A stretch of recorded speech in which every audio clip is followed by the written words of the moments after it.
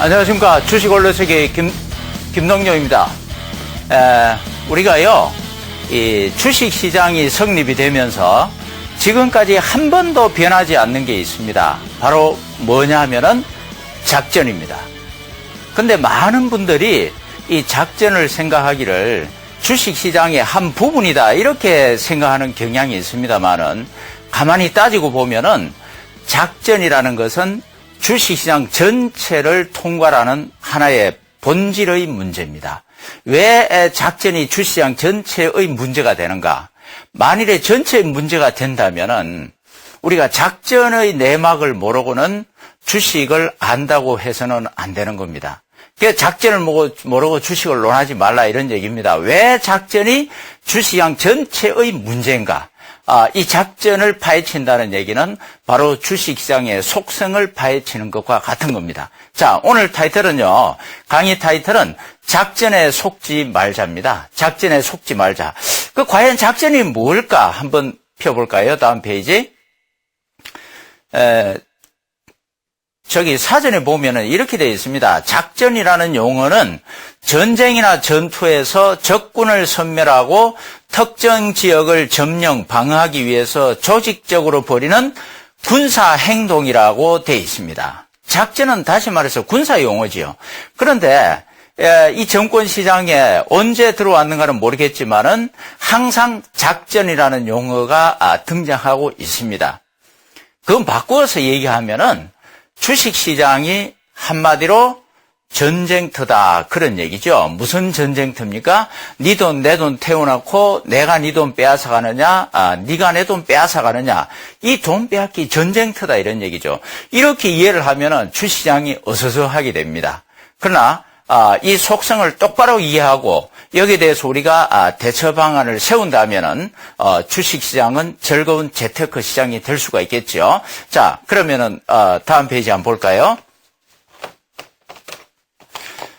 우리 이 나라에도 작전 금지 법률이 있습니다. 작전하면은 처벌을 받습니다. 자본시장과 금융투자업에 관한 법률에서 이 작전을 엄연히 금지하고 있습니다. 작전해서는 안 돼요. 자, 우리 이 세상에 보면은 범죄가 끊임없이 일어납니다. 법이 없어서 범죄가 일어납니까? 아주 엄격한 형법하고 많이 있죠. 법이 있음에도 불구하고 범죄가 끊임없이 일어납니다. 주식시장에 마찬가지입니다. 엄연히 작전 금지 법률이 있는데도 불구하고 작전은 끊임없이 일어나고 있습니다. 2002년도에 여러분 작전은 한국만의 현상이 아닙니다. 전 세계 공통 현상입니다.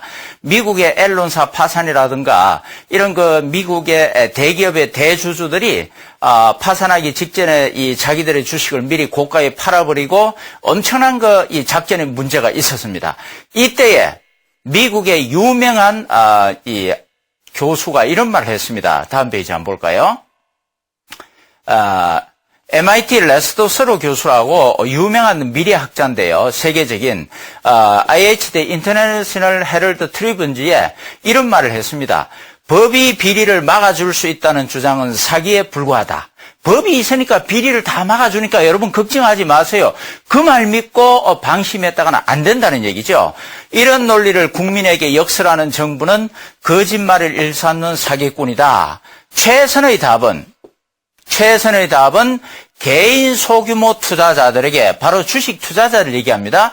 투자자들에게 주식판이란 원래 조작되고 불공정한 게임판이라고 깨우쳐 주는 것이다. 여러분이 제가 하는 말이 아닙니다. 예, 세계적인 이 미래학자 레스터 서로 교수가 얘기하는 겁니다. 그러니까 여러분들 정권시장에 작전금지법이 있으니까 걱정하지 말고 남한테 사기 안 당하니까 믿고 하세요. 그런 소리 떠들어서는 안 된다는 얘기죠. 그래서 이분이 얘기하는 건 뭐냐 하면은 최선의 답은 개인 소규모 투자자들에게, 바로 여러분들에게 주식판이란 원래 조작되고 불공정한 게임판이다. 이거 작전이 난무하는 판이니까 이걸 깨우쳐 주는 것이다. 이런 얘기입니다. 예. 이건 제가 주식작전 대부 책을 10여 년 전에 썼을 때에 제 이론하고 똑같습니다. 모든 주식은 작전성이 있기 때문에 반드시 이렇게 일반 투자자들이 작전 개념을 알아야 되고 작전에 대한 대처 방법을 알아야 된다. 예. 자, 이렇게 유명한 교수도 이렇게 주장을 했죠. 미국에서. 예. 자, 그 다음 페이지 한번 볼까요? 왜 모든 이 주식이 작전이나 마찬가지냐? 우선 지금 우리가 작전이라고 하는 이 개념은 협의의 개념입니다. 보통 알고 있는 개념은 무슨 얘기냐면은 조금 전에 그 실정법상에 불법 주가 조작에 대해서 금지하고 있습니다. 요거는 실정법상 작전을 얘기하는 거예요. 우리가 보통 작전이다 뭐 처벌받고 하는 게 다 여기서 나오는 겁니다. 이것만 우리가 작전으로 알고 있기 때문에 문제가 생기는 겁니다. 실제로 말이죠. 상대방이 있는 모든 게임은 속임수가 기본입니다. 속임수가 작전이잖아요. 예. 요게 바로 하나의 필요악입니다. 주식시장에서는. 자, 저는 지금 작전을 미화하거나 작전하는 것을 정당화시켜주거나 이런 논리로 전개하는 게 절대 아닙니다. 예.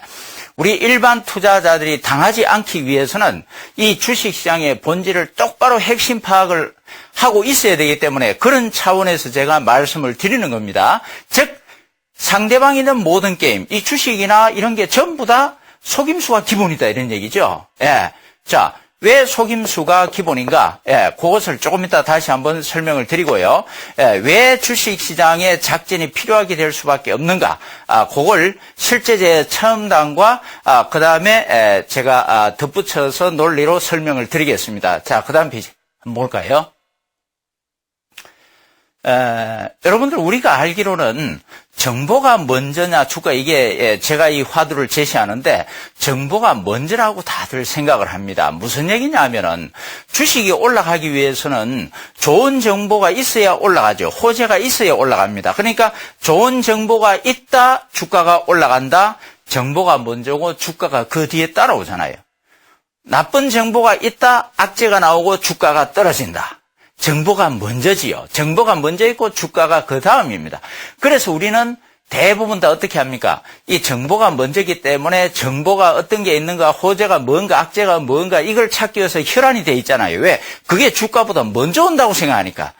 자, 이것이 저도 옛날에 80년대 중반에 정권회사 들어갈 때에 당연히 이런 생각을 가졌죠. 정보가 먼저다. 그래서 정보를 분석해야 된다. 예.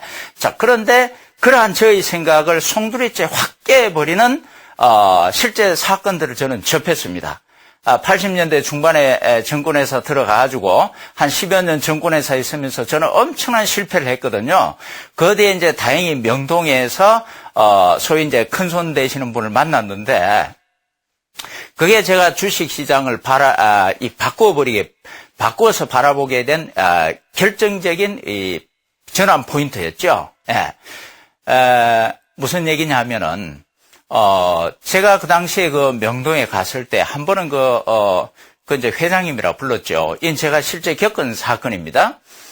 저보고 그래요. 저는 이제 그 당시에 명동에 지점을 하나 맡기로 하고 갔으니까, 김 지점장, 내일 말이야, 산미 특수강이 상한가 칠 거야. 한번 봐 그래요. 지금은 산미 특수강이 없죠. 현대 BNG 스틸로 바뀌었습니다. 아니 회장님, 뭐 산미 특수에 무슨 호재가 있습니까? 아이 사람아, 호재는 무슨 호재? 그냥 만들면 되는 거지. 뭐 이런 식으로 얘기를 해요. 그래서 나는 그걸 가볍게 생각을 했습니다. 다음 날 보니까 진짜 산미 특수강이 상한가를 가요. 그래서 저는 깜짝 놀랐죠. 그래서 그 당시에 명동에 있는 이제 이 고려증권 제가 지점에 저는 이제 예전에 럭키증권, 고려증권 같이 있었거든요. 두 분이 있었는데 그래서 가서 직원에게 물어봤죠. 산미 특수강이 오늘 상한가를 쳤는데 이유가 뭔지 알아봐다고 그랬습니다. 그러니까 직원들이 막 이렇게 조사를 하더니 뭐 특별한 정보는 없고 아마 매출이 좀 늘어난 것 같다고 그런 정보가 보입니다. 그래요. 아니 매출이 늘어났다? 매출이 늘어나서 상한가 간다?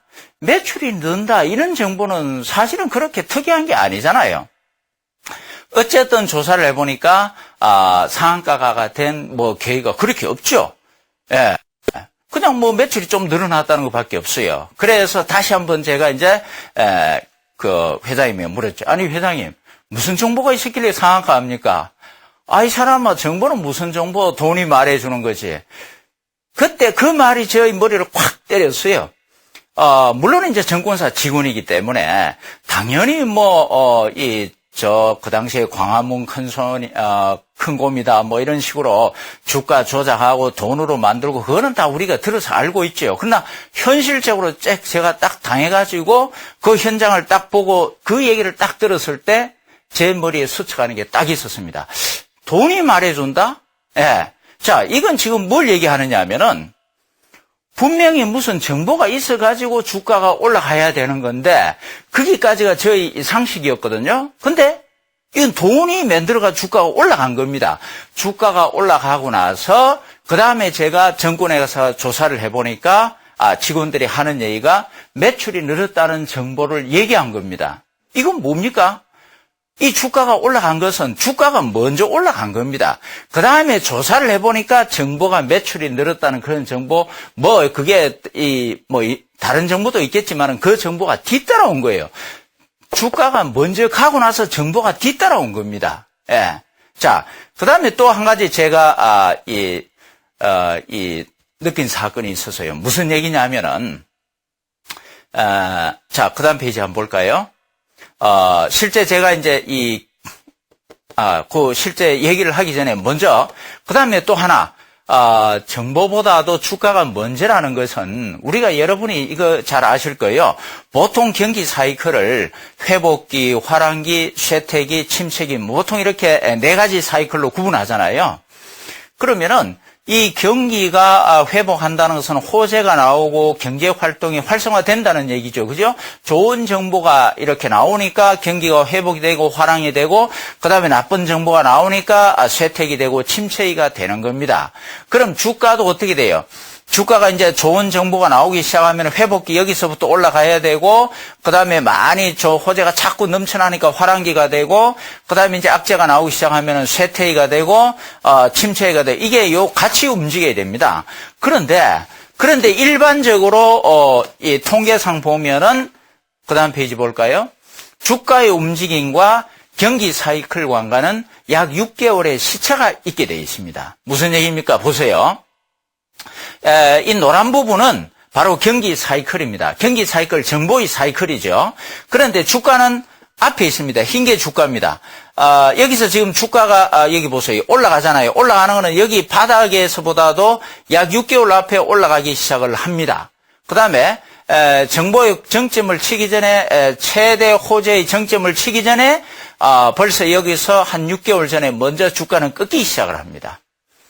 이거 우리가 다 알고 있는 거잖아요. 그냥 우리는 단순하게, 주가는 경기 사이클보다도 한 6개월 정도 선행을 한다. 이 정도만 알고 있죠. 단순하게 그렇게 생각하지 마시고, 이게 주가가 먼저냐, 정보가 먼저냐에서, 그 포인트에서 생각을 하면은 이 그림이 달리 보일 겁니다. 무슨 얘기입니까? 주식은 현재, 이 경기가 좋아지기 때문만이 사는 것이 아니라, 지금 현재는 경기가 안 좋아도 앞으로 경기가 좋아질 것 같으면은 미리 주식을 사죠. 그래서 현재 주가라는 것은 다시 말해서 미래 주식 가치를 현재시키는 미래의 꿈을 얘기하는 거잖아요. 그래서 미래의 꿈을 산다라고도 얘기합니다. 바로 그렇기 때문에 앞으로 경기 좋아질 것이다 예측하는 큰 손들이 미리 주식을 사니까 주가는 바닥을 치고 올라가기 시작을 합니다. 경기 바닥 전에. 예. 자, 요거 분명히 뭡니까? 결국 주가가 먼저 움직이는 겁니다. 일반 투자자들로 봐서는. 일반 투자자들에게는 이 정보보다도 주가가 먼저 온다 이런 얘기입니다. 일반 투자자들에게 우리가 경기가 좋아졌다고 화랑이다라고 호재다 뭐 이런 식으로 해서 깨달았을 때는 이미 큰 손들은 팔고 나가게 되어 있습니다. 예. 자, 요 2가지 경우뿐만 아니라 여러 가지가 있습니다만은 이 2가지 경우를 보면은 자, 그다음 페이지 한번 볼까요? 결국은 주가가 뭡니까? 정보보다 빨리 온다는 얘기죠. 아까 제가 말씀을 드린 산미 특수강의 경우도 무슨 호재가 있어서 주가가 올라간 게 아니라 돈으로 주가를 띄워놓으니까 그 다음에 정보가 따라온 겁니다. 이런 게 비일비재한 겁니다. 예. 그래서 제가 말씀드리고자 하는 것은 큰 손은 정보가 먼저입니다. 철저하게 정보를 예측을 해가지고 먼저 주식을 사게 되고 그 다음에 주가가 움직이죠. 예. 그 다음에 이제 주가가 나오게 되어 있습니다. 근데 적어도 우리 일반 투자자 입장에서는 속지 않기 위해서는 정보가 먼저다 생각하고 정보를 예측하려고 하지 말고 주가가 먼저라고 생각하고 주가를 먼저 봐야 됩니다. 주가를 본다는 얘기는 차트를 보는 거죠. 예. 그래서 그게 먼저 보고 그 다음에 이제 정보가 나오게끔 되어 있습니다. 예, 요렇게 해야 우리가 큰 손이 먼저 매수하고 매도할 때에 그 시차에 맞춰갖고 움직일 수가 있는 겁니다. 그래서 제가 명동에서 첫 번째 깨달은 게 바로 그겁니다. 적어도 우리 일반 투자자들에게 주식 속성이라는 정보보다도 주가가 먼저다. 그러니까 정보가 뒤에 오는 걸 갖다 그걸 자꾸 분석하고 들으려고 하니까 실패하는 겁니다. 그러니까 고점에서 사게 되고 저점에서 팔게끔 돼 있죠. 예. 자, 이러한 것을 제가 직접 겪었고요. 그 다음에 이제 제가 또 한 가지 직접 겪은 것을 말씀을 드리겠습니다. 그 다음 페이지 한번 볼까요? 주식시장은 속임수라는 사실을 제가 직접 체험한 겁니다. 간단히 먼저 요약을 드리면은 1995년도에 부양책 촉구 데모 사건이 명동에서 있었고, 그 다음에 89년도에 이 전무후무한 그 우리나라 정시 부양책이 있었습니다. 자세한 건 조금 이따 말씀을 드리고요. 그 다음에 자, 최근에 봅시다. 최근에 여러분 다 아시죠? 최근에 모 정권 TV에서 전문가가 나와가지고 미리 자기가 주식을 사놓고 여기서 여러분 이 주식 앞으로 확실히 올라가니까 막 사시오라고 얘기한 겁니다. 그래서 많이 사가지고 피해를 많이 보고 구속이 됐죠. 예. 여러분, 이게 뭡니까? 속임수 아니에요, 속임수. 자기가 먼저 주식을 사놓고, 불특정 다수들에게 이 주식 좋으니까 사라고 해. 속임수잖아요. 이 작전입니다. 예. 이러한 속임수 사례들이 굳이 제가 이 사례들을 말씀을 안 드리더라도 최근에 여러분들은 스스로 체험을 한 겁니다. 하고 있는 거고요. 예. 자, 제가 요거를 두 개를 좀 더 구체적으로 말씀을 드릴게요. 95년도 부양책 촉구 데모에 관한 겁니다. 자, 그 다음 페이지 한번 볼까요?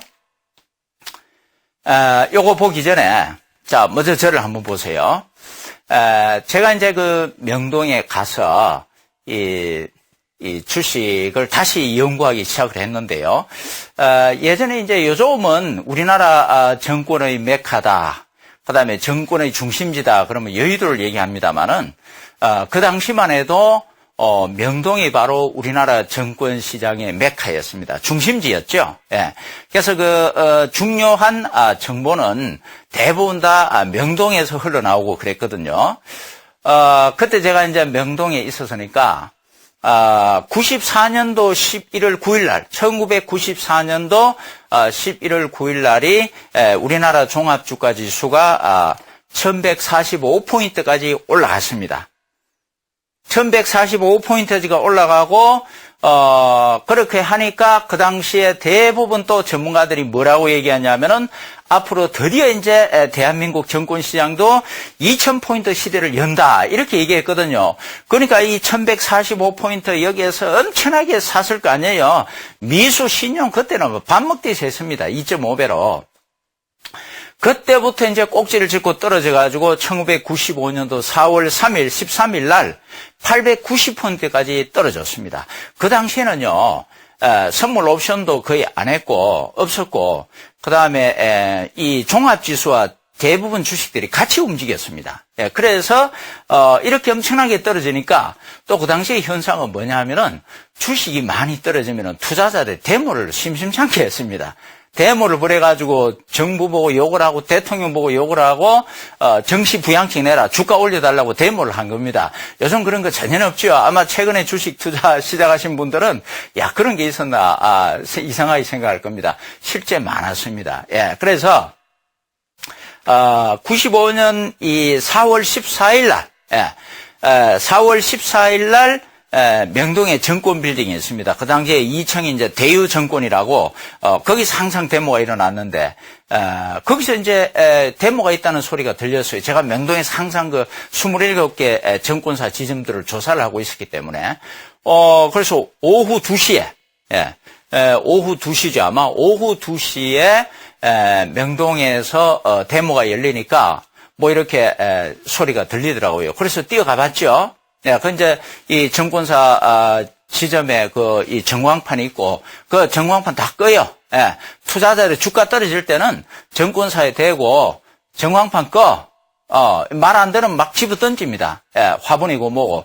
전광판 깨지고 그러죠. 예, 그래서 끄라 그러면 꺼야 되는 겁니다. 직원들이 별 볼 일 없이, 힘이 없이. 그래서, 전광 시스판을 끄고, 머리띠 두른 사람이 2명이 나가지고, 물 태우고, 어쩌고 저쩌고 이래 하면서, 외칩니다. 예, 물러가라. 정시부양책 촉구하라. 그럼 이제 옆에 있던 사람들 같이 이렇게 우사우사하고 이렇게 데모를 하거든요. 그런데, 제가 딱 데모를 시작하면서 불과 한 3, 4분 됐을까요? 갑자기 TV, 방송국 카메라들하고 신문 기자들이 우르르 대여섯 명이 몰려와요. 그리고 막 플래시를 터뜨리고 찍습니다. 그래서 저는 깜짝 놀랐습니다. 아니, 어떻게 이렇게 데모한다는 걸 알고서 불과 몇 분도 안 돼가지고 방송국 카메라하고 기자들이 즉시 와서 이렇게 취재를 할까? 그렇게 생각하는데 또 옆에서 그래요. 사람들이 웅성거리는데 가만히 얘기를 들어보니까, 아니, 저 친구들 오늘 일당 얼마씩 받았지? 바로 이때다 빨리 주식 사자 막 그래요. 야, 이상하다. 그래서 이제 그 데모 끝나고 나서 옆에 이제 뭐 서명 다 받고 나서 제가 그분들 찾아와서 물어봤습니다. 물어보니까 그 일당이 뭐고, 그게 뭐냐 그러니까, 이거 모르냐고, 저 친구들 맨날 큰 손들한테, 작전 세력들한테 일당을 받고, 주가가 떨어지면은 데모를, 주동을 한다 그럽니다. 예. 그렇게 해서, 데모를 주동을 하면은, 이 명동에서, 데모가 일어났다. 그리고, 방송이나 신문 기자들한테 미리 알린답니다. 사전에 우리가, 어디서 몇 시에, 데모할 거니까 그때 와서 취재를 해달라. 그렇게 취재를 해가지고 다음날 신문이나 방송에 나가게 되면은, 저 부산이다, 광주다, 대전이다, 뭐 대구다, 전국적으로 야, 명동에서 데모가 일어났다. 우리도 데모하자. 이거 데모하면 돈 문제잖아요. 뭐 물불 안 가리지 않습니까? 그래서 또 전국적으로 데모가 일어납니다. 이렇게 막 데모가 일어나면은 뭐 민주화라 그러지만 그다음 이제 군사 정권 출신들이 잡고 있을 때는 제일 두려워한 게 국민들 데모잖아요. 그러면 이제 1차 부양책, 2차 부양책 막 얘기가 나갑니다. 그러다 보면 이제 주가가 올라가죠. 그러니까 이 데모꾼들을 동원한 이 큰손 작전 세력들은 미리 주식을 사놓고 폭락할 때에 그 다음에 데모를 유발시킨다. 그런 얘기입니다. 자, 보세요. 실제로 여기 한번 보세요. 그 당시에 1995년 4월 15일 날 매일경제신문에 발표됐던 겁니다. 요건 제가 자료를 딱 갖고 있었던 거예요. 4월 15일 발표니까 4월 14일 날 데모가 일어났다 그랬잖아요. 여기 보세요. 주식 투자자들이 14일 오후 명동의 정권 빌딩에 모여 침체를 지속하고 있는 주식시장의 부양책을 정부에 촉구하는 서명운동에 들어갔다. 예, 데모가 일어났다 이거죠. 여기에 이제 뭐냐면 신문이나 방송에 나가면은 전국적으로 데모를 해라. 이렇게 이제 주식 투자자 동지들이에요. 이거 완전히 이거 부추기는 이 현상들입니다. 예, 예. 자, 이런 식으로 해가지고, 결국, 자, 그 다음 페이지 한번 볼까요? 예, 제가 요거, 이 차트는 조금 이따 보여드리고, 요 실제 차트가 제가 넣어놨는데, 먼저, 요런 식으로 해서, 실제 뭡니까? 이 정시 부양책 제모, 실제 이 큰 손들이 작전해가지고 하는 현장을 제가 봤고요. 그 다음에 또 하나는 1989년도 일어났던 12.12 사태인데, 앞에 말씀을 드렸던 요 그림을 한번 봐주세요. 제가 차트를 보여드리는 겁니다. 이 1145포인트 94년도 이렇게 올라갔죠. 그 다음에 이제 주가 떨어져서 95년 4월 14일 여기서 데모가 일어난 겁니다. 실제 데모가 일어나면은 정시 부양책 기대감으로 잠시 상승을 하지만 실제 부양책은 아직 안 나옵니다. 예. 애기도 뭐 한 번 울어도 엄마 제대로 안 주잖아요. 몇 번 울어야 그때야 주지요. 그래서 이제 1차, 2차 데모가 막 일어나고 이렇게 되면 이제 겨우 이제 부양책 얘기가 나오게 됩니다. 그렇게 해서 이 사람들은 여기서 주식을 사놓고 결국 이때 보시면은 여기 대량 거래 일어났죠. 밑에. 예. 여기서 다 팔고 나갔단 말이에요. 네. 이게 실제 있었던 사례를 제가 말씀을 드리는 겁니다. 자, 그 다음에 이제, 1989년도 12.12 사태. 쿠데타 사태가 아닙니다. 89년도에도, 1989년 4월 3일 날 1015포인트 갔다가 주가가, 89년 12월 11일에 840포인트대까지 떨어졌어요. 엄청나게 떨어졌죠. 그래서, 결국은 또 전문가들이 문제였어요. 1000포인트 올라갔을 때 2000포인트 간다고 다 같이 흥분하니까 일반들이 너도 나도 미수 찍고, 신용 매수하고 해서 다 깡통 차는 거죠. 그래서 또 데모가 일어나기 시작한 겁니다. 엄청나게 일어났습니다. 그 당시에는요.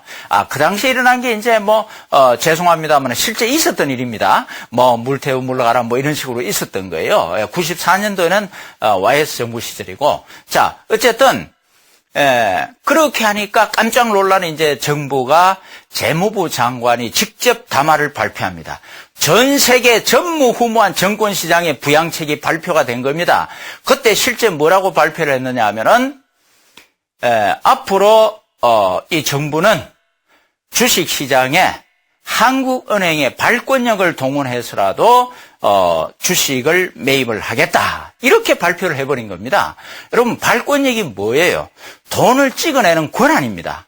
세상에 정부가 돈을 찍어내가지고 무제한으로 주식을 사겠다는데 흥분 안 할 일반 투자자가 어디 있습니까? 그래서 수많은 일반 투자들이 이거 발권력까지 동원해서 주식을 매수하니까 이제는 무조건 간다 그러고 그때 일반 투자자들이 엄청나게 주식 투자에 뛰어들었습니다. 그때는 무조건 미수 찍고 신용 매수 들어갔습니다. 저도 그렇고 정권시장 직원들이고 고객들 다 미쳤죠, 그 당시에는. 자, 그래서 정부가 막 주식을 매입하기 시작을 했는데 무려 그 당시 2조 7천억어치를 매입한 때가 딱 발표부터 딱 열흘 사이입니다. 열흘 사이에 2조 7천억어치를 매수를 했고 거기에 일반 투자자가 동참을 해서 1조 원어치를 매수를 했습니다. 3조 7천억을 매수를 했는데 그 다음 페이지 차트 한번 볼까요? 여기 한번 보세요. 생생한 역사적 현장입니다. 이때 재무부 장관이 발권력 동원해서 부양을 하겠다 해서 하고 나서 여기 열흘 동안에 3조 7천억 원어치 일반 투자자 1조 원까지. 자, 그런데 보세요. 밑에 대량 거래가 생기고 고점에서 그 다음에 주가가 어떻게 됩니까? 완전히 폭락해버렸죠. 요 뒤에 계속 폭락을 해가지고 대한민국의 치욕의 이 정권 역사 깡통 일괄 매매 사건이 있었던 겁니다. 그건 지금 시간상 제가 자세히 설명을 못 드리고. 그래서 보세요. 아니, 정부가 열흘간 샀는데 열흘간 2조 7천원에 매수를 해보니까 이거 매수를 해도 안 되는 거예요. 그래서 무제한 사겠다 그래놓고 열흘 사고 나서 잘못하면 국가 파탄 나겠다 그래가지고 수도해버린 겁니다. 그 사이에 무려 3조 7천원어치를 은행 단자회사 그 당시에 보험회사 큰 손들 다 팔아버린 겁니다. 3조 7천원어치를. 자, 요 사건을 한번 보세요. 이거 선의로 생각하면은 정부가 이 재정이 모자라서 잘못 판단을 그렇게 했다고 할 수 있겠지만은 객관적으로 볼 때 일반 투자자는 여기서 다 깡통을 찬 겁니다. 통화는 깡통 계좌 정리 사건이 있어서니까 다 깡통 차버린 거예요. 그게 결과적으로 뭡니까? 정부가 일반을 속여버린 겁니다. 결과적으로 그래 돼버린 거 아니에요. 믿고 샀는데 속았잖아요. 정부는 그럴 고의가 없었을지 모르겠지만 없었겠죠. 그러나 한편 이런 문제도 나왔습니다. 정치 자금을 마련하기 위해서 블랙마니를 만들기 위해서 의도적으로 그렇게 띄웠다는 얘기도 나오긴 했으니까요. 어쨌건 결과론적으로 일반 투자자들은 속아버린 겁니다. 자, 제가 말씀을 드렸죠. 첫 번째 94년도에 주가 부양책 큰 손들이 명동에서 데모꾼들 시켜가지고 데모 부추겨가지고 미리 주식 사놓고 그다음에 전국에 데모 일어나서 일반 투자를 사게 해서 팔아버린 거 속임수죠. 그다음에 12.12 사태도 정부가 일으킨 하나의 속임수 사태였습니다. 결과론적인 얘기입니다. 고의가 있었든 없었든 간에. 그다음에 또 여러분 모든 투자자는 따지고 보면은 작전 심리를 다 가지고 있습니다. 무슨 얘기냐면은 여러분들 생각을 해보세요. 제가 옛날에 정권회사 객장에 있을 때 보면은 많은 분들이 이렇게 했습니다. 어떤 분들이 와가지고 객장에 와가지고 야 현대건설 앞으로 더블 올라간다 무조건 지금 사야 된다 뭐 무슨 주식이 앞으로 엄청나게 이 좋은 호재가 있는데 이거 지금 안 사면 평생 후회한다 그렇게 떠드는 분들이 많았어요. 그럼 기가 얇은 투자자들이 그거 진짜냐고 막 들어갑니다. 현대건설 사고 무슨 주식 사고. 예. 근데 그분들이 나중에 알고 보면은 자기가 미리 그 주식을 사놓고 떠들어 다니는 거예요. 예. 자, 여러분, 주식은, 이 오르고 내리죠. 오르고 내리잖아요. 내가 여기서 주식을 살 때 누가 팔아주는 사람이 있어야 내가 살 수가 있죠. 내가 주식을 살 때는 팔아주는 사람한테 아이고 바보야. 앞으로 이 주식 올라갈 텐데 참 고맙다 그러고 매수를 하는 겁니다. 그리고 여기서 내가 팔 때는 어떻게 돼요? 주식을 사주는 사람이 있어야죠. 그러니까 내가 팔 때는 고맙다. 앞으로 주식이 폭락할 텐데 미안하다 그러고 파는 겁니다. 그러나 그렇게 할 필요가 없는 것이 내가 여기 주식을 매수를 할 때 여기서 파는 사람은 또 이렇게 생각을 합니다. 아이고 바보야. 앞으로 주가가 폭락할 텐데 내 주식 사줘서 고맙다 그러고 파는 사람이에요. 그다음에 또 여기서 꼭지에서 매수하는 사람들은 아이고 앞으로 주식이 더블 올라갈 텐데 여기서 팔아주니까 너무 고맙다 그러고 매수하는 사람들입니다. 이게 피차 일반이에요. 주식시장이란 게. 그게 무슨 얘기냐면은 내가 주식을 사가지고 올라가면 기분이 좋다는 얘기죠. 그러면은 가능하면은 내가 주가를 올릴 수 있으면 어떨까요? 굉장히 좋겠죠. 그 올릴 수 있는 방법 중에 하나가 뭐냐면은 내가 미리 주식을 사놓고 다른 사람들한테 막 사라고 얘기하는 겁니다. 그러한 것이 옛날 정권 객장에 많이 있었어요. 그다음 자기가 미리 팔아버리고 나서 또 다른 사람들 보고 이 주식 앞으로 부담할지도 모르니까 팔아야 된다고 떠듭니다. 왜? 내가 판 주식은 떨어져야 기분이 좋으니까. 자, 여러분. 이게 바로 뭡니까? 여러분도 마찬가지 아니에요? 여러분이 주식을 하는데 어떤 사람들이 어떤 주식이 좋을까요? 그러면은 내가 만일에 A라는 주식 가지고 있으면 내가 듣기로 A라는 주식이 굉장히 좋다던데요. 뭐 그런 식으로 얘기할 거 아니에요. 대부분 다 그런 심리가 있습니다. 왜? 내 주식 올라가야 되니까. 여러분, 내가 갖고 있는 주식을 남 보고 좋다고 사라고 하는 그 자체가 뭡니까? 그게 바로 작전입니다, 여러분. 그것도 일종의 속임수예요. 우리는 선의로 해석해서 그걸 그냥 대충 넘어가서 그렇지. 자, 우리 그냥 그렇게 할 때는 문제가 안 되죠. 정권 TV에 나와가지고 김동조 소장이 미리 A라는 주식을 사놓고 여러분들에게 A라는 주식이 굉장히 좋습니다. 이유를 설명해서 막 떠들 때 그거 바로 작전 사기입니다, 여러분. 어쨌건 간에 이러한 그 굵직굵직한 사건과 일반 투자자의 이런 주식 매매 심리를 같이 분석을 해보면은, 따지고 보면은 주식 시장은 대부분이 뭡니까? 속임수 시장이다. 그런 얘기죠. 생각해 보세요. 만일에 주식이 올라갈 때 호재가 있어야 올라갈 거 아니에요. 그러면은 모든 사람들이 이 호재다 그래가지고 전부 다 이 호재에 같이 반응을 해버리면은 팔 사람 아무도 없습니다. 그 다음에 악재가 나왔습니다. 그럼 모든 사람이 이 악재를 보고서 전부 팝니다. 사는 사람 아무도 없죠. 주식은 성립이 안 돼요. 성립이 되려면 어떻게 됩니까? 이 호재가 나오더라도 좋다고 생각하는 사람 또 안 좋다고 생각하는 사람이 있어야 되고, 악재가 나오더라도 안 좋다고 생각하는 사람 반면에 좋다고 생각하는 사람이 있어야 되는 겁니다. 다시 말해서 주식을 매매하는 그 순간에는 전부 다 어떻게 되냐면 착각이라는 현상이 있어야 되는 겁니다. 이 착각이 뭡니까? 선의로서 착각의 얘기지 그걸 고의로 해버리면 뭐가 돼요? 바로 작전입니다. 사기를 치는 거예요. 속이는 겁니다. 상대방을. 속이지 않고서는 이러한 속임수가 없어서는 절대 매매가 성립이 안 된다.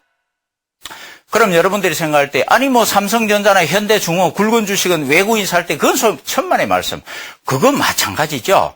삼성전자가 올라가기 전에 미리 외국인이든 기관이든 큰손이 사는 사람들이 일반 투자자들이 여기 방송에 나와가지고 자 우리는 10조 원을 굴리는 이 기관 투자가인데 여러분 삼성전자를 우리가 분석을 해보니까 현재 10만 원이지만 앞으로 100만 원까지 갈 수 있다는 우리 결론에 도달했습니다. 자 여러분 같이 삽시다. 그렇게 얘기합니까?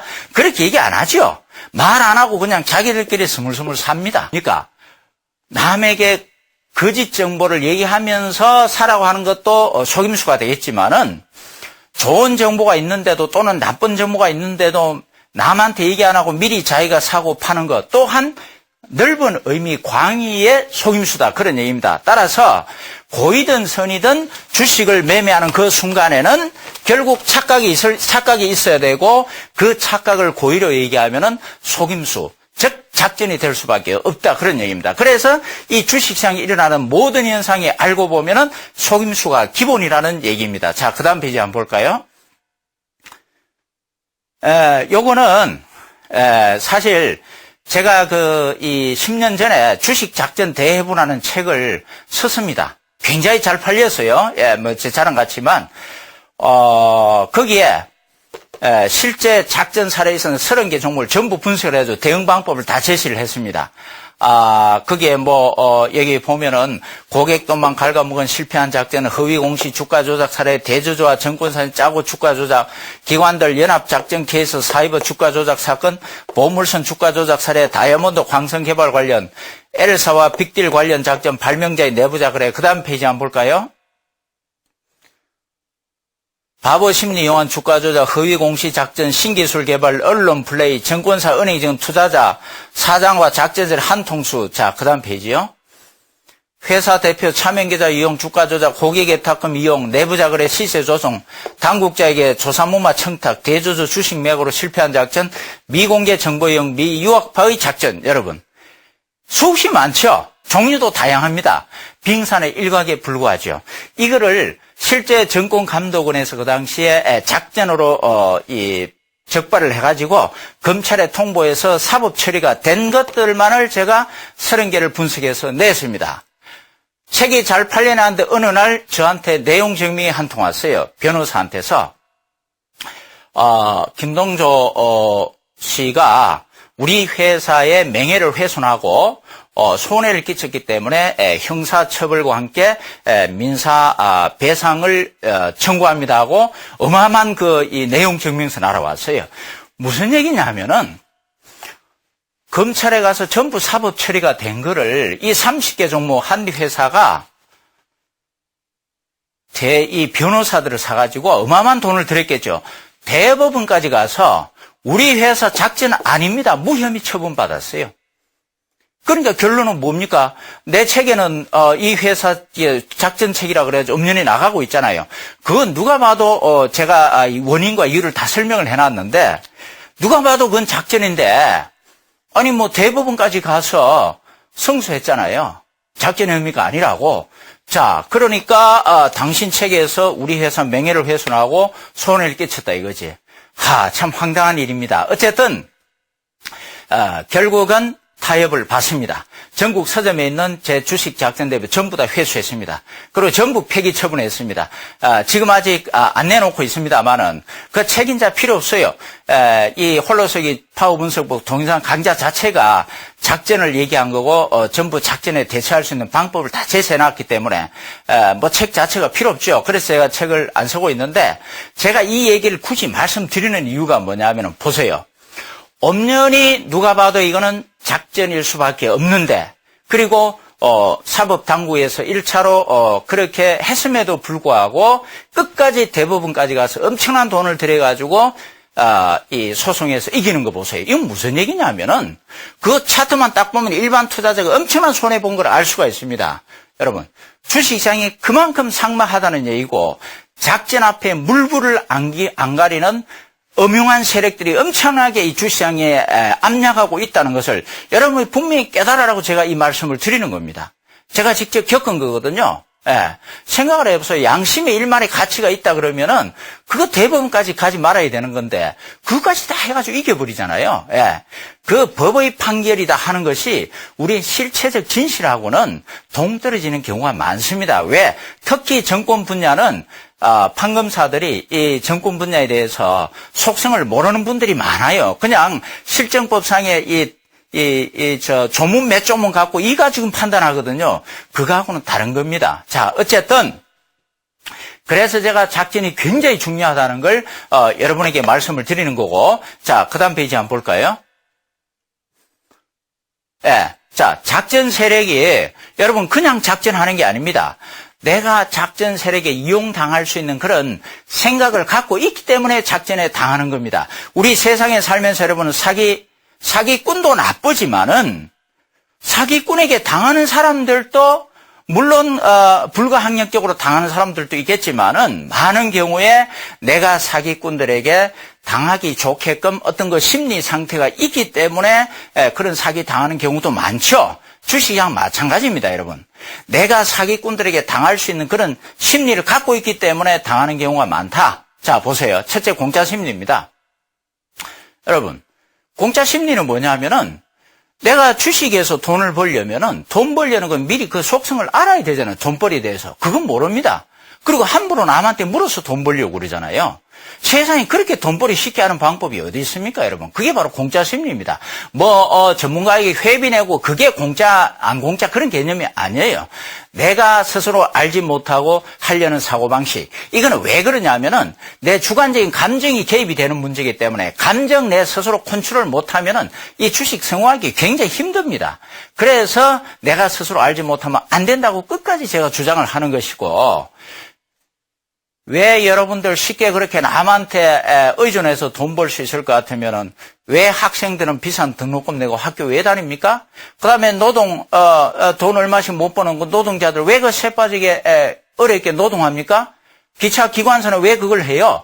그냥 돈 좀 모아가지고 남한테 물어가지고 대충 대서 돈 벌어가면은 그거 다 학교 다닐 필요도 없고 기차 운행할 필요도 없잖아요. 사회가 올 수도 되게 돼 있습니다. 그러나 세상에 이런 격언이 있잖아요. 세상에서 가장 대가를 크게 치러야 하는 것이 바로 공짜라는, 공짜만큼 비싼 대가를 치러야 하는 건 없다고. 그러니까 이 주식시장에 들어와서 남한테 함부로 의존해서 돈을 쉽게 벌려고 하는 사람들, 많은 사람들이 나가 떨어지고 있죠. 안타깝습니다. 그러나 한편 객관적으로 생각해 보면은 그게 주식시장의 순기능일 수도 있습니다. 바로 그러한 현상이 있기 때문에 오늘 또 열심히 땀 흘려서 우리 사회 안전망을 책임지는 분들, 그리고 돈 몇 푼 안 되지만 끝까지 은행에 저축하는 사람들, 그런 분들이 있는 겁니다. 공짜 심리, 바로 이것 때문에 당하는 겁니다. 남한테 의존한다는 자체가 바로 정보를 듣는 거거든요. 그러니까 거기에 딱 이 작전 세력들이 포인트를 맞추는 겁니다. 근데 내가 남한테 의존 안 하게 되면은 나 혼자 산에 들어가서 덕도하는 심정으로 해버리게 되면은 산속에 있는 사람한테 사기 못 치잖아요. 세상에 나와 있는 대중들한테 사기 치잖아요. 예, 원천 봉쇄가 되는 겁니다. 그 다음 두 번째, 군중 심리입니다. 남들이 같이 다 어울려 다닐 때, 옛날 정권에서 객장에 보면은 어떤 사람이 이 주식 좋다 그럼 같이 따라 사고, 또 저 주식 나쁘다 그러면 같이 따라서 팔고, 정광 시습안에 전부 다 주가 올라갈 때 뻘겋게 되면은 거기서 객장에 사람들 쳐다보면 얼굴이 전부 붉게 물들어가지고 단풍잎처럼 울그럭불그럭 웃고 있습니다. 근데 주가가 떨어질 때 시퍼렇게 돼 있으면 전부 다 얼굴이 부르죽죽 이렇게 돼 있어요. 찡그리고 있습니다. 다 대중심리입니다. 한꺼번에 같이 움직여요. 그러한 것이 바로 작전 심리에 이용이 되는 겁니다. 그런데 그러한 객장의 모습들이 지금은 정권 TV나 정권 인터넷 사이트에서 벌어지고 있다는 사실, 그 이상은 제가 얘기 안 하겠습니다. 그 다음에 일확천금 심리, 한 방에 크게 빨리 벌어야 되겠다는 심리, 발로 빨리 벌어야 되겠다는 심리가 확실한 정보, 끝내주는 정보, 대박 정보. 그래서 보물선에 인양한다, 말도 안 되는 이 호재가 나와도 그걸 진위 여부를 판단하기 전에 후딱 사버리잖아요. 그러한 심리를 노립니다. 그 다음에 단타 심리, 샀다 팔았다. 간단한 예로 데이 트레이딩 볼까요? 데이 트레이딩 이 신념이 뭡니까? 오늘 산 주식은 집에 안 가져간다. 즉 오늘 아침에 오늘 산 주식은 야당은 오늘 팔아버린다 이거 아니에요. 내일이 어떻게 될지 모르니까. 그럼 그러한 심리가 많이 일반화될 때 큰 손들 작전은 간단합니다. 무조건 사야 될 거 아니에요. 일단 아침에 사면은 어떻게 돼요? 아침 시세가 많이 올라가죠. 그러한 심리를 이용하는 간단합니다. 큰손 작전 세력 같으면 특정 종목 A를 오늘 종가에 미리 사놓습니다. 그 다음에 내일 아침에 이 주식 인터넷상이나 어디다 정보 올려갖고 올라가면 아침에 팔아버려요. 그러면은 그 고점에, 오전에 고점에 물려갖고 일단 일반 단타주의자들 어떻게 합니까? 팔아야 될 거 아니에요. 그러니까 종가 끝날 무렵에 다 팔 수밖에 없습니다. 투매가 많이 나와요. 그 다음에 그때 또 받아버립니다. 받고 그 다음 또 올려버려요. 그 다음날 또 이런 식으로 예를 들자면은 아주 일반 투자자가 언제나 사고 팔기 때문에 작전하기 굉장히 좋다. 그 다음에 이제 바보 심리입니다. 바보 심리가 뭐냐면은 실제 물건의 가치와는 관계없이 가격이 올라가면은 착각해서 매매하는 겁니다. 즉, 자, 사과가 하나에 10만 원짜리가 있습니다. 그 10만 원짜리를 홍길동이가 삽니다. 그럼 잘못된 행동이죠. 머리가 안 돌고서는 10만 원짜리 사과가 어디 있습니까? 그러나 홍길동이는 그 10만 원짜리 사과를 두고 보니까 나중에 그걸 한 달 후에 15만 원에 팔아요. 놀랍게도. 예, 바로 이겁니다. 가치와 상관없이 비싼 값에 사더라도 더 비싸게 팔 수 있다 그러면은 그게 바로 이 주식시장에 일어나는 바보 심리입니다. 이 투기의 대표적인 게 1600년대 네덜란드에 있었습니다. 네덜란드의 튤립 한 송이가 330만 원까지 올라갔습니다. 우리나라 돈은 놀랍죠? 그 330만 원짜리가 앞으로 1000만 원 간다 그래가지고 집 팔고 논 팔고 엄청나게 투자했다가 나중에 3만 원까지 폭락을 해버렸습니다. 튤립 사건이죠. 이런 바보 심리를 이용을 합니다. 다시 말해서 이유도 없이 주가를 끌어올리게 되면은 지금 이 주식이 지금 사갖고 더 높은 데 팔 수 있다는 생각을 갖고 막 뛰어듭니다. 그 다 미쳐버리는 거죠. 그러한 심리를 이용을 합니다. 정보 맹신 심리. 정보의 지난 시간에도 얘기했죠. 정보를 맹신해가지고, 허위인지도 모르고 또,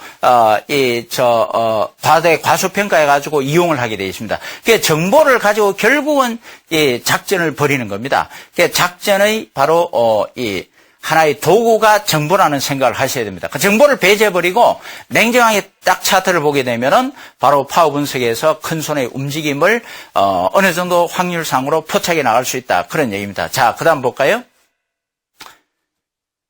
작전주 대처 방법은 정보를 배제해야 됩니다. 요건 말씀을 드렸고, 그 다음에 이제 특정 종목 공개 추천을 하는 걸 여러분이 조심을 해야 됩니다. 확률상 여러분, 만일에 어떤 A라는 제약회사가 지금 나오는 비아그라보다도 10배 이상 전혀 부작용 없고 또는 암 치료를 100% 할 수 있는 신약을 개발한다는 그 어떤 정보를, 확실한 정보를 여러분이 알았다고 생각하세요. 그럼 그 확실한 주식이 앞으로 10배, 20배 올라갈 텐데 여러분은 그 주식을 여기 방송 나와서 얘기하겠습니까? 그런 사람은 아무도 없을 거예요. 나만 오면 몰래 사죠. 그러면은 확실히 올라갈 수 있는 주식을 남한테 추천하는 사람이 있을 수 있겠습니까? 있을 수 없겠죠. 그럼에도 지금 대한민국 정권시장에는 이 주식 확실히 올라간다고 정권 방송마다 인터넷 사이트에서 떠드는 사람이 굉장히 많습니다. 자, 그 경우는 왜 그럴까? 첫째, 확률상 종목을 추천하는 겁니다. 올라갈 수도 있고 내려갈 수도 있는 걸 확신을 불어넣습니다. 맹신해가지고 사익금에서 쪽박차게 만들죠. 그 다음에 두 번째, 사전 매수 종목 추천. 아까 제가 말씀을 드렸습니다. 자기가 미리 그 주식을 사놓고 막 거품을 물고 외칩니다. 시청자들에게. 그럼 여러분들 살 수밖에 없잖아요. 뭐 정권TV 나오면 대단한 사람으로 생각을 하니까. 그래서 이 소위 이제 사기치는 거죠. 그 다음에 세 번째, 작전 진행 중인 종목을 추천하는 겁니다.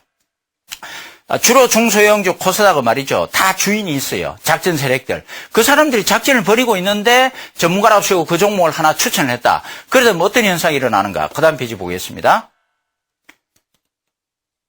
공포점의 투매 유발하기입니다. 이게 무슨 얘기냐면은 작전 중인 종목을 어떤 전문가 추천해버리면은 큰 손이 확 팔아버립니다.